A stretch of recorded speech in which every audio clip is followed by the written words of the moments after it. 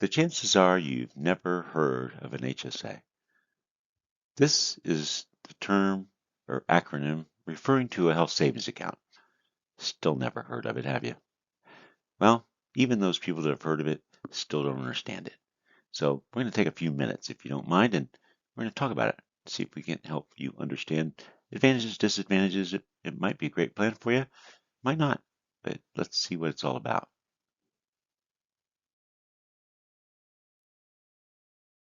It is one of a kind, HSAs. They were passed into law 2003 with some Medicare Part D reform law, and it's the first and still the only health plan product in America that allows its participants to have tax-free spending for everything they spend. Through an employer, tax-free premium, tax-free spending and savings through this product. The IRS defined the high deductible health plan, which is the insurance part of this program, and they said it has to have certain minimum deductibles. They also said it has to have all eligible expenses go to the deductible first, so no copays, no cash flow assistance, but discounts, then it goes towards the deductible until that's met. It also has to meet the minimum essential guidelines of the Affordable Care Act, which just means that it's going to cover everything that's medically necessary, all providers, no limits on what treatments can be had, and no limits on the overall plan either. You probably already figured out it's two things, at least. An insurance plan, which is called the high deductible health plan. That's what the IRS defined for us. And that's your insurance. That's after a certain amount, like the deductible, it's going to cover you, and then unlimited way. The second is the bank account. HSAs, health savings accounts. That's the tax-free bank account that you open if you join one of these high deductible health plans.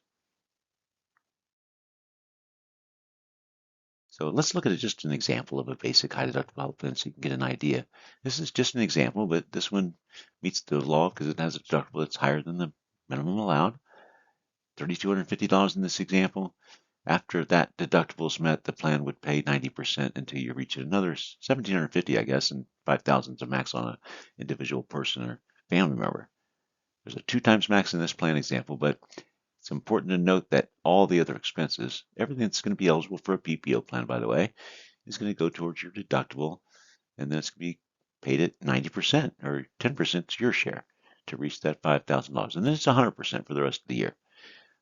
Note that the preventative care is 100% even before the deductible is satisfied. No deductible, no cost sharing, as long as it's a physical or annual exam for standard for a person your age and gender. So that's some great coverage and pretty simple and easy to understand. Straightforward, no moving parts and copays and this counts and that doesn't count. Everything goes to the deductible. They pay the percentage after that until you hit your maximum.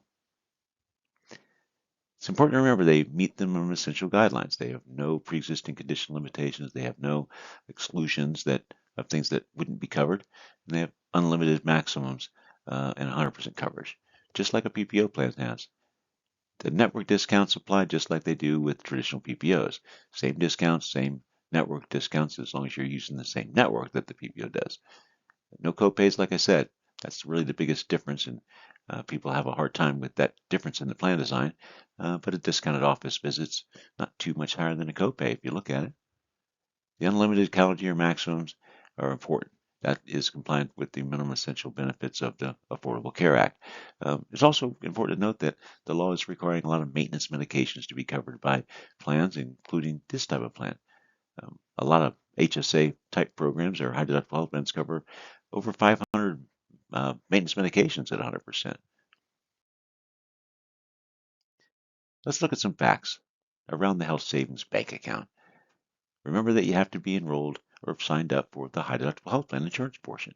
That's pretty clear and pretty steadfast. Deposits are tax-free, and anything that goes into the account is owned by the account holder. The remaining balances every year roll over, so if you don't use the money, it doesn't go away. It's not a use it or lose it account. It rolls over the next year and accumulates. Put money in every year and don't use the health plan or your account for spending, it's going to grow over time until possibly even reaches your out-of-pocket maximum, creating a 100% health plan. Spending for healthcare expenses is tax-free for you and your family members. After retirement, it could be used as tax-free funds to pay for out-of-pocket expenses under Medicare, for instance, or even supplemental coverage to fill in some of those holes that you might find in Medicare for your own kind of health needs. The funds are an asset. This bank account belongs to you and your family. If you were to pass away, you'd name a beneficiary, and that account would go into their possession, just like any other asset of your family. I mentioned that the deposits into the account have some limit. Well, the IRS does limit this. In 2023, a single coverage person could put $3,650 in that account, and twice that much if you have any of the family coverages, which is spouse, child, and full family. So $7,300 in 2023. In 2024, the IRS allowed those amounts to go up more than they ever have. $4,150 if you have single coverage, and twice that amount for any of the family coverage tiers. And remember, you don't have to put any money in the account. These are the maximum amounts the law allows, tax-free. So you want to try to get as much money in there as possible so you get a better front end of your health plan, but it's not required. Lastly, on this slide, those over 55 that join a high deductible health plan and have one of these bank accounts are allowed to put an additional $1,000 on top of the amounts I described for generally the amounts that people would deposit under age 55. Just to catch up, they're close to retirement.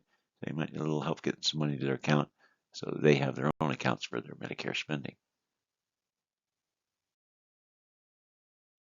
What can you spend this money on tax-free? Well, I already mentioned a couple times medical plan deductibles, those out-of-pocket expenses that are your responsibility under your insurance plan. Co-insurance do that 10% in my example. Any other expenses that you have outside what the medical plan might cover for cough medicine, bandages in the drugstore, those are also tax-free. It's important to remember that dental and vision care out-of-pocket expenses are also tax-free from this account. Most of us know that if you have a dental plan, even or vision coverage, you're going to have some cost sharing. There are things that they don't cover and percentages that they don't pay.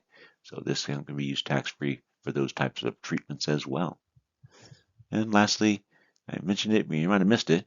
You can spend it on your spouse or immediate family members, dependent children, even if they're not covered by the high deductible health plan that you're in. So if they have copays in their plan, you can pay it with your tax-free account if you want to.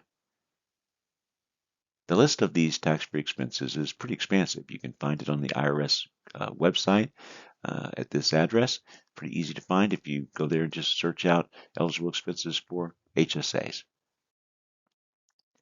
There's several methods to deposit into your health savings account. The first is if you've got this plan through your employer, you'll be able to take pre-tax deductions from your pay.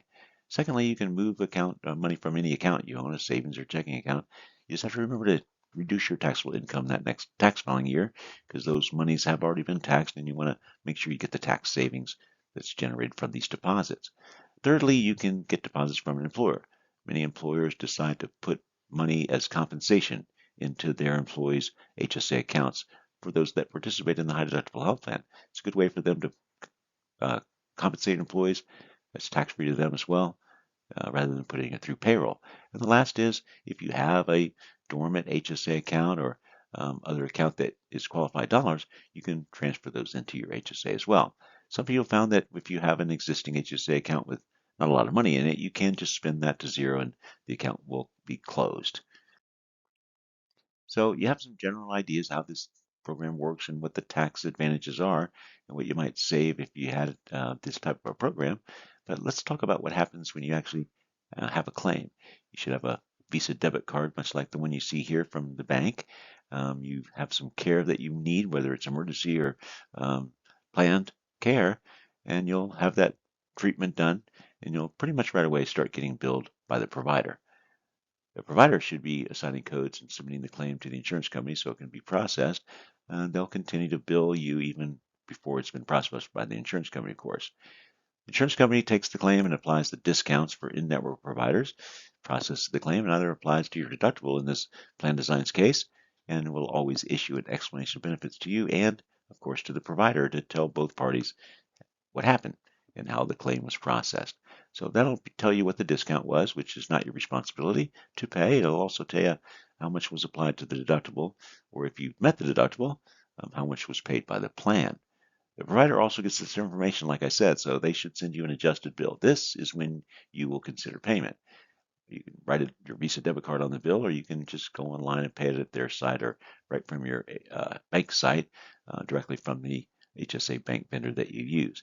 It's important to remember with this or any other medical insurance product per se to not pay a provider at the time of service based on the deductible amount they may have discovered at the insurance company because they don't know what discount might be applied. They also don't know what deductible might be left for you to satisfy when the claim's processed. So you want to please not do that at the time of service and not until you get the adjusted bill and the EOB to match up with that.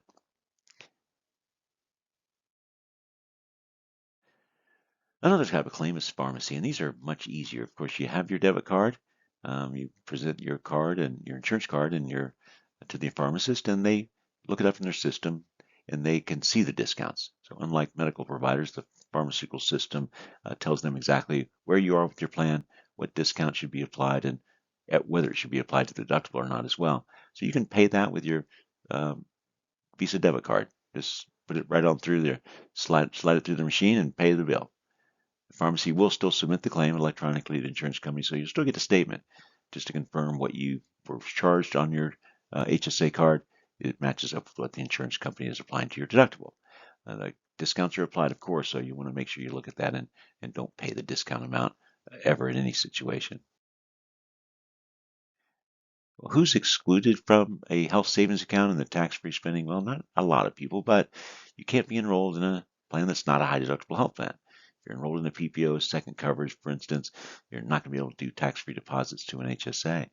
Secondly, if you're enrolled in Medicare, TRICARE, receiving VA benefits in the previous 6 months, I think it is, or have you activated Social Security for whatever reason, disability or retirement would preclude you from having tax-free deposits in a health savings account. You can't be claimed as a dependent on someone else's tax return, so be mindful of that. Just don't know that you can't do tax-free deposits if that's the case until you're filing taxes on your own. You can't participate in a flexible spending account. There are still a few out there that includes reimbursement of a medical deductible or medical expense. You can do flexible spending accounts that are dental and vision only, called limited FSAs. But if you're in a full-blown HSA or FSA like they stand most of the time, it precludes this HSA deposits. Let's talk about the features that I've gone through today and kind of what the disadvantages might be. Let's talk about those first, and we'll talk about these same features, and we'll talk about what the advantages of the features of these programs are. And the first is that it has a deductible minimum. So you do have a little bit higher deductible than you might feel comfortable with. But if you compare to PPO plans, it's probably pretty close to the same as a PPO plan or lower. They're pretty straightforward plan designs. I do like them personally because they're straightforward. Pretty easy to understand and follow when you get the statements. Their disadvantage is that you might have a higher than expected claims cost out of your own pocket or your HSA to spend if you don't have funds collected in the HSA first. Because these plans don't have front-end dollars, the cash flow tends to be strained if you have large claims early on, would be difficult. But the tax savings aren't lost. You can reimburse yourself over time. You can set up a payment plan with the provider and pay them out of your HSA account on an installment plan. That way you're retaining the tax-free nature of that. But remember, just because you don't have money in the account doesn't mean you're not going to be able to reimburse yourself tax-free at a later date when you do have the funds. The nature of these accounts are that you have annual deposits that are tax-free, and the spending is also tax-free. So what could be bad about that? Well, the funds that might be withdrawn before your age 65 or retirement age in your case, in anybody's case, are penalized if you take them out early. So you want to be careful not to deposit more money than you have. Keep some disposable income because that money is a little bit sacrosanct in a qualified plan. So just like a 401k plan, they'll penalize it and tax it if you use it for something other than healthcare expenses. You have to meet the minimum essential guidelines for these plans of the Affordable Care Act. And, that's not a bad thing because it makes very comprehensive, richer benefit plans. But it does keep the cost of these high deductible health plans a little higher than we might want. We don't have as much cost differential between these and a PPO plan as you might expect. So just a downside of that requirement of the health plan or insurance part of these programs might keep the price up a little bit more than we'd like to. So those same features. they have advantages, just like they do disadvantages. The deductible minimum and straightforward plan design just makes it easier to understand and less confusion, so you won't overpay providers and not know that you've paid correctly. The second is the tax-free deposits and spending. And like I said, there couldn't be anything really bad about that, I think, unless you take the money out early, like I said, but you have additional retirement savings, tax-free. Hopefully you're putting away retirement money otherwise, at some point anyway, but you have money to spend on supplemental coverage or pay out-of-pocket expenses that you might not have, at least on a tax-free basis, if you didn't have this kind of account. It meets minimum essential guidelines of the Affordable Care Act. Wellness at 100%, no limits to coverage, and it has the same significant discounts as a PPO contract does. Well, equal large claims protection and the breadth of the coverage is still equal to a PPO. So you've not lost anything in what is covered and what the amount of the coverage would be in a worst possible case scenario. So that's a little bit about the plans and what the features and what kind of problems or advantages they cause for individuals that take them. This presentation has been sponsored by the Reese Group. If you have any questions, you can contact them. Thank you for your time today. Hopefully you learned something.